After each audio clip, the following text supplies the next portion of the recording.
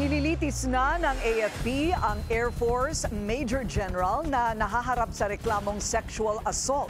Una nang sinabi ng Department of National Defense na hindi nila kakanlungin ang mga mapang-abusong sundalo. Narito ang agenda report ni Francis Folde.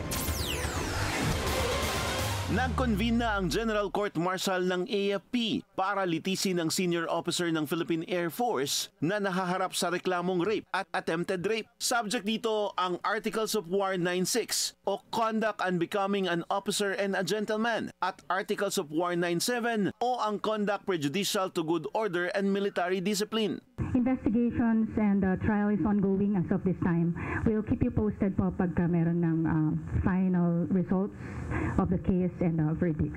Dagdag ni Colonel Padilla, naka-house arrest pa rin sa loob ng kampo ng militar ang general. Tuloy rin daw ang kanilang koordinasyon at kooperasyon sa civilian court para sa criminal charges na kinakaharap din ng opisyal. So in terms of the military, kung ano po yung require from our civilian courts, the military will cooperate accordingly. In terms of dito naman sa AFP, we are one naman. This is one AFP. So wherever, kung saan man siya i-house, that's still part of the Armed Forces of the Philippines, whether it's gonna be in the Air Force or in the AFP. It's all the same. Pwedeng tumagal ng 6 na buwan ang proceedings sa General Court Martial pero may posibilidad na mapahaba pa depende sa complexity ng kaso. Para sa agenda, Francis Polbe, Billionario News Channel.